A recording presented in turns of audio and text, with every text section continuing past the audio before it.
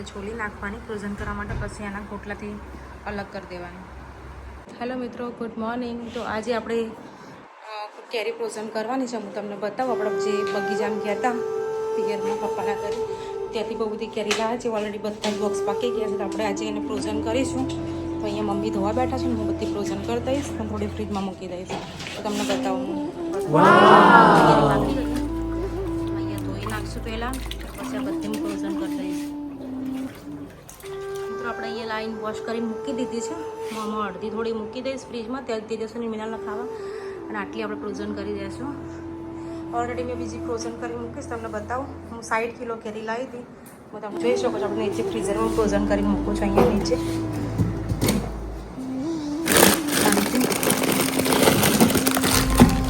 બ્લોકની થેલીમાં ભરીને મૂકી દે, આઈસ થઈ જાય એટલે આખું વરસ એનો રસ બનાવીએ કે આપણે.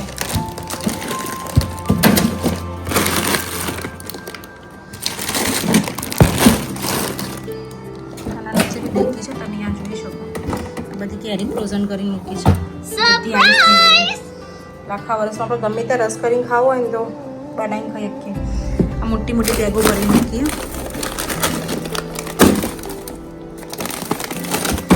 60 કિલો આપણે ફ્રોઝન કરી કેરી.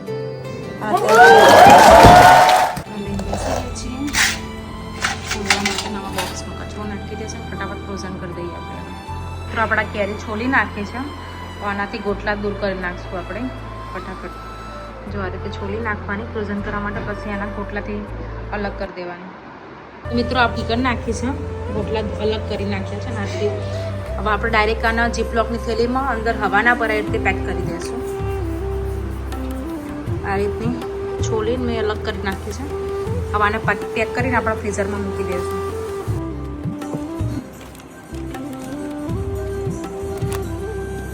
આપણે આ રીતે ભરી દઈશું આને. ઓકે, આપણે આ રીતે જોઈ શકો છો. આપણે આ રીતે ફ્રોઝન કરી દીધી, ભરી દીધી છે થેલી. અને આપણે ફ્રીઝરમાં મૂકી દઈશું. આ રીતે ફ્રોઝન થઈ જાય.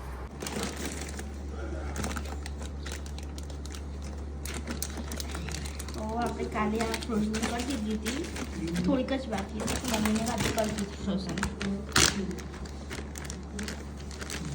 આપણે હવા કાઢી નાખીશું અંદરથી કમ્પ્લીટ. એકદમ સીલ પેક કરી દેવાનું.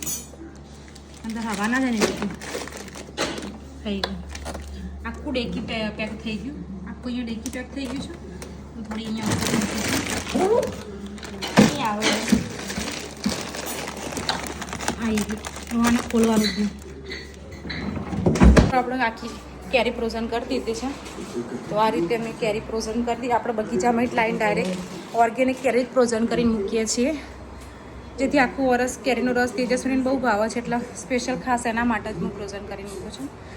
તો તમને પણ આ રીતે ફ્રોઝન કરવી હોય તો ડાયરેક્ટ બજારમાં જે કેરી આવે ને દવાવાળી નહીં લાવવાની, ડાયરેક્ટ ખેતરમાં બગીચામાં લઈ આવવાની અને ઘરે પકડીને પછી આ રીતે આખા વરસ માટે ફ્રીઝરમાં આ રીતે મેં તમને બતાવ્યું રીતે આખી પ્રોસેસ કરી અને ફ્રીઝરમાં મૂકી દેવાની, જેથી આઈસ થઈ જાય એટલે આખું વરસ તમે ગમે ત્યારે કાઢીને તમારે રસ બનાવો હોય એટલે અડધો કલાક પહેલાં બહાર કાઢી દેવાની અને પાછી મિક્સરમાં દૂધ નાખીને બનાવી દેવાનો.